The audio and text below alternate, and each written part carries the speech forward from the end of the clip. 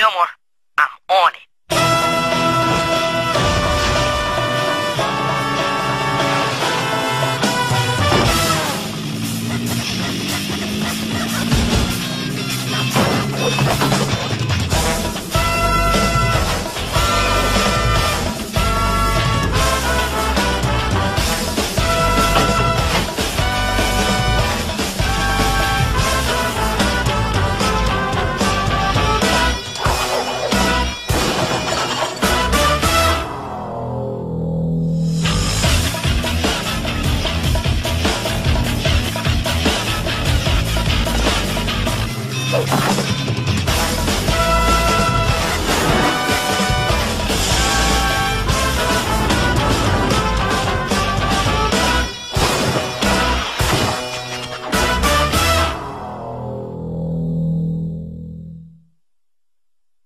And now, Fillmore.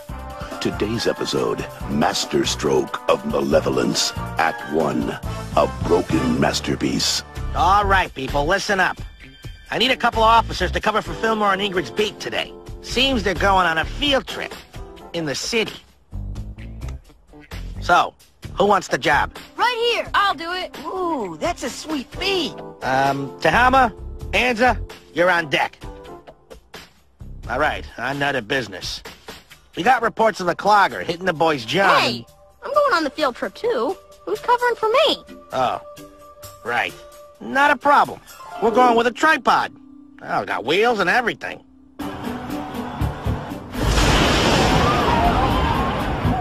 Relax, everyone! Soon we'll be at the Modern Contemporary Natural History Museum of Art, Science, and Miniatures. I myself saw a painting there when I was no older than you.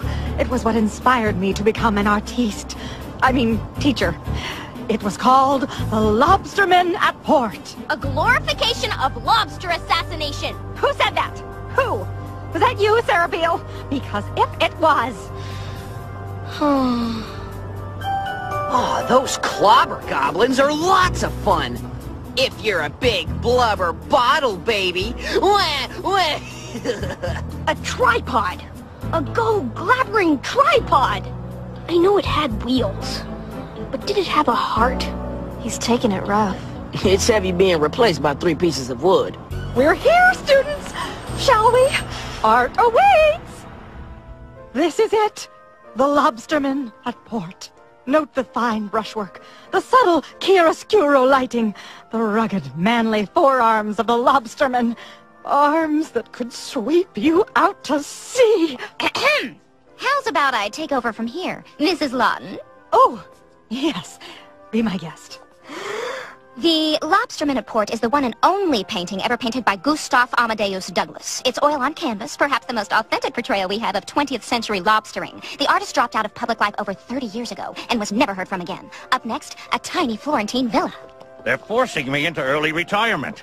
Over 30 years of loyal service, and this is what I get. It's not right. You're the best guard this museum's got. Huh. Tell that to Mr. Prosper. There's gotta be something we can do. Some way to prove how valuable you are. Rugged forearms. More like forearms of death. Hope he feels manly. Wow. The artist painted this site 8 times. Excuse me? He wanted to paint what it looked like in every kind of light at every time of day.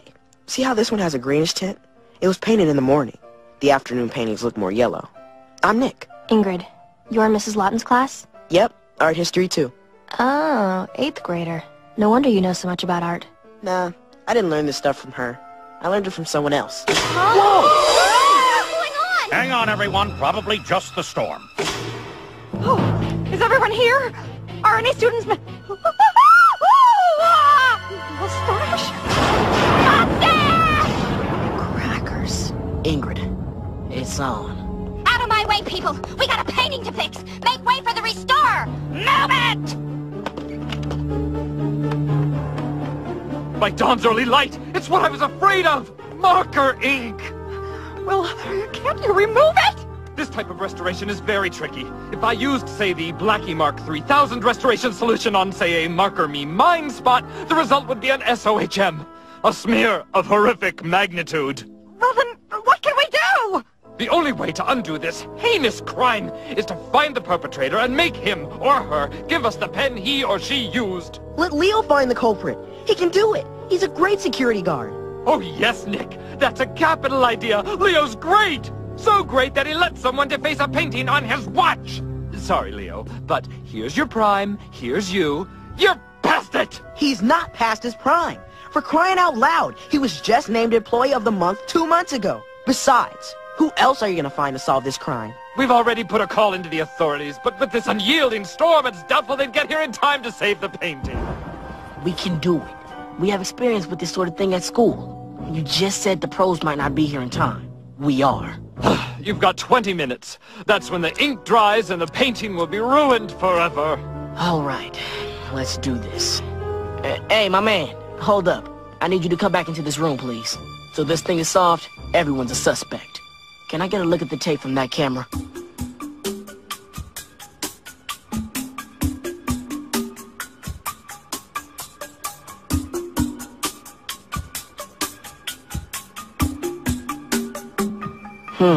Goes dark at the same time.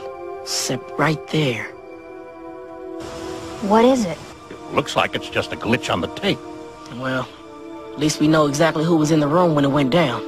Can I ask you people to line up? I don't have to do this. You're not the law. For the next 18 minutes, I am. We were the only people in the room when this happened. One of us drew that stash. Step 1, people. Everyone hand over any markers or ink pens you're carrying. Here's mine. I've got one, but I've got nothing against lobsters. Save for the time I was pinched. I have one. I always have it. I have my Proto Scholar pocket tool. It has a scientific calculator, a protractor, an asthma inhaler, the pocket guide to self-esteem, and this zero-gravity pen. Sorry.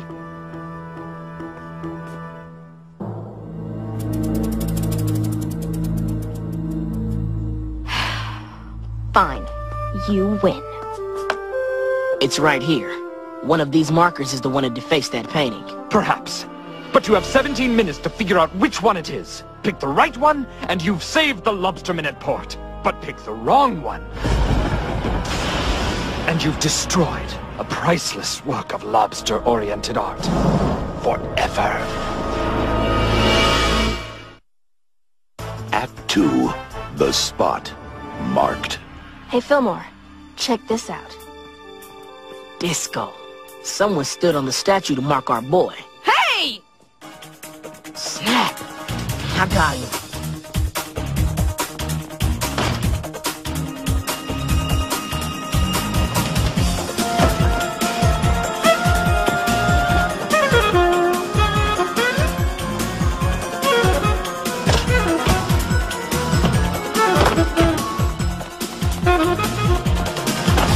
Sorry, son. How'd you do that? Predictability. They always run this way. Only they're usually bigger. Well, let's get him back to the room.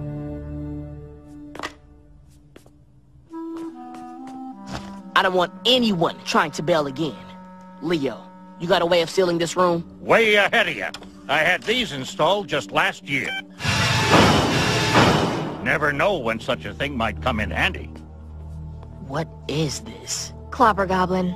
Voice-activated action figures that spar by clubbing each other with a plastic bat-like weapon.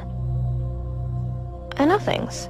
I also asked around and took some notes. Timmy's an 8-year-old genius who's been grade-skipped all the way up to 7th grade. He's at the top of his class, sings alto in the school choir, and has never gotten a single citation.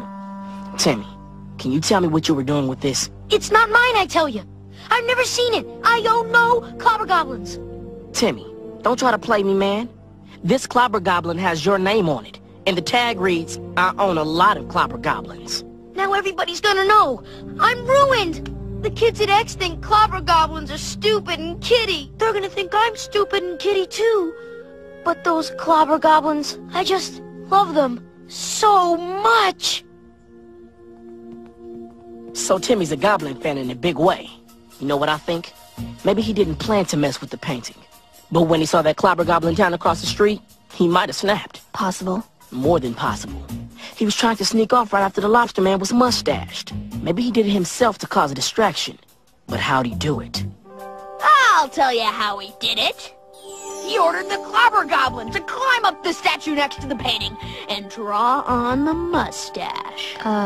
O'Farrell, Clobber Goblins can only take 2 steps before falling over. Goblin, walk. Oh. Hey, what about this? He got a giant Clobber Goblin with an advanced equilibrium system. Don't worry about the kids at school teasing you, son. Remember, it's not the cards you're dealt. It's how you play them. Well, Sherlock, you've solved the crime. It had to be Timmy. Can we go now? We got a suspect, but this case isn't solved, Sarah. Not yet. Footprint. Let me see. Doc Lewis brand, last season, well used, size 4. Girls. Shoe?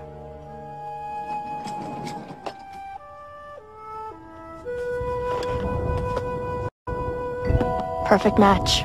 I just leaned on the statue while I was looking at the painting. Is that a crime? You tell me. She did it. I have no doubt. Book her, Cornelius. Hold up, Mrs. L. Why are you sure she did it? Because she's the perfect suspect. Sarah Beale complained to Principal Folsom about my lobsterman at Port lithograph, claiming it was offensive. Seems Missy Miss Beale cares more about insects of the sea than she does about people. Well, I lost my lithograph, but she got hers. Barely a week goes by when she doesn't get detention from me because of her lip. She has to learn respect for her elders and beings without exoskeletons. She has a motive.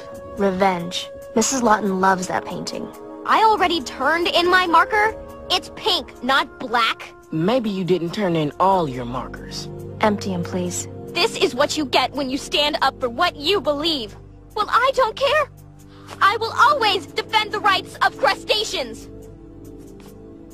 Crackers. Looks like you forgot something, Sarah. That's not mine. I swear it. Who's Simon Prosper? The curator of the museum. All his personal writing implements are engraved with his name. So this had to come out of his office. It's obvious. It had to be the security guard. He's the only one who works here.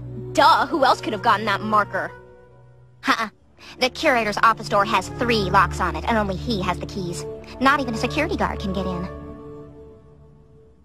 Where do you know Nick Baker from? Nick? Why, he's a junior docent for the museum. Helps with stocking supplies, passing out mail, odd jobs. Now, don't you go suspecting Nick. He's a good kid, works hard, cares about people. He ain't involved in any of that funny business no more. Funny business?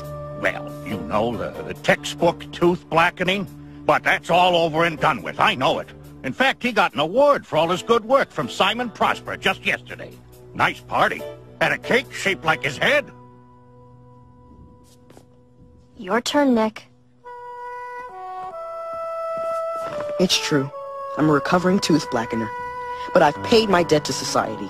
My time at the museum was up months ago. But I stayed. I stayed because I care. May I see that? Please. Dog. I need some air.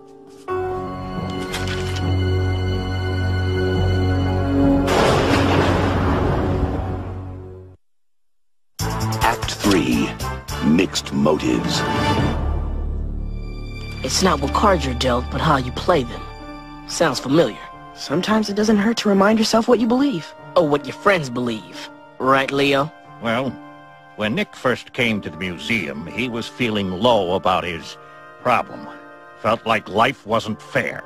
I told him the whole world's unfair. Might as well make the best of it. Hello, what have we here? A certificate of appreciation, signed by Simon Prosper. Signed by Simon Prosper's black marker. I was presented with the certificate at a ceremony. In Prosper's office? Yes. Leo, that cake shaped like Nick's head? What flavor was it? Buttercream. Buttercream. It was a nice little shindig. All your friends from the museum. Maybe even mom and dad. And of course, a cake shaped like your head. For outstanding work as a junior docent, I'm pleased to award you this certificate of achievement. We're so proud of you, Nicky. Smile for the camera, sport. Now, let's get some cake. Maybe you just couldn't help yourself, and everyone was too busy with the cake to notice you swiped the marker. Fine, you got me. I took the marker.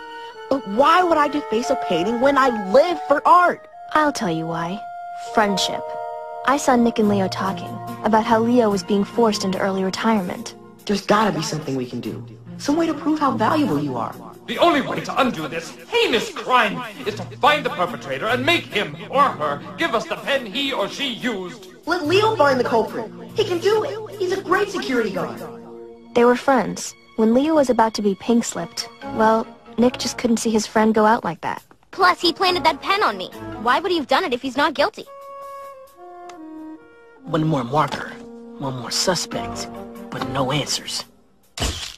Oh, Farrell, you're making me see spots, man. Sorry, I think my flash broke when I dropped my camera. Whoa, you dropped it? When? When the lights went out. That glitch on the tape. It was a flash from a camera. Oh, Farrell's camera. That picture might show who committed the crime. Might's all we have time for. We need a dark room. You got any film developing supplies in the museum? Sorry. Dog! Wait a minute. I can develop a roll of film using a few common household ingredients. Bring me baking soda, vinegar, and coffee grounds. Stat! And show me to a room. A dark room. 4 minutes. Done. Well? Danny, that tripod couldn't represent like you just did. Remember that, man. I know who did it. Leo? The culprit? No way. Leo's not just the culprit. He's Gustav Amadeus Douglas, the artist. Why would he deface his own painting? His own beautiful, beautiful painting? Questions later. Painting restoration now! Not if I can help it. Let's roll.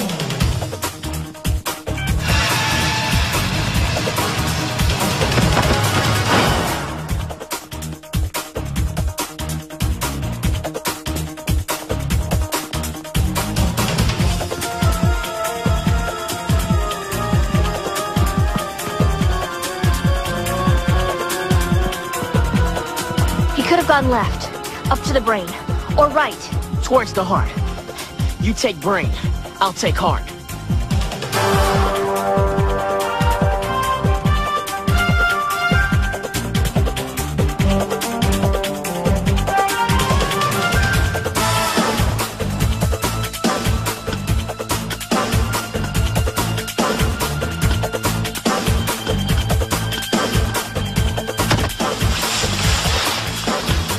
The intestines.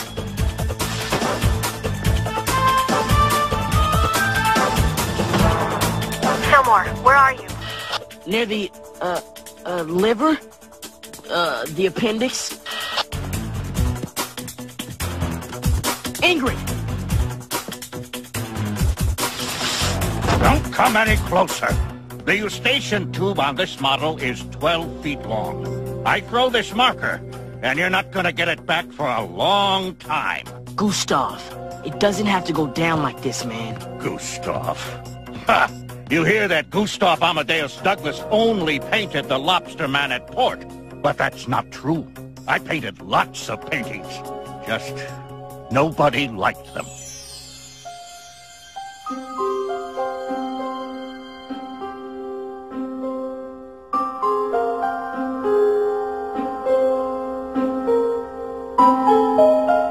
At least until Simon Prosper himself came to see my work. He hated everything, except the Lobster Man at Port. I told him it was unfinished. I was going to paint on that mustache. But Prosper liked the unfinished painting. In the end, I sold out. It wasn't even for the money. I just wanted people to like my art for once. And they did. I was famous, but I couldn't paint anymore. I gave up art, went underground, took a job as a security guard at the museum to remind myself every day of my big sellout. And after all these years, I decided it was time I made the painting what I wanted it to be all along. And it's gonna stay that way. Why now, Leo? Why not a year ago? Or 10 years ago? I'll tell you why. You were too busy being a great security guard. See, Leo, man, I don't think this is about your art. I think this is about your job. The job you love. The job they're making you leave. You never let anything go wrong on your watch, right? No, never. He even nabbed a couple of art thieves a few years ago. You'd think it would matter. After all these years. But it don't. It matters to me. And me. And me.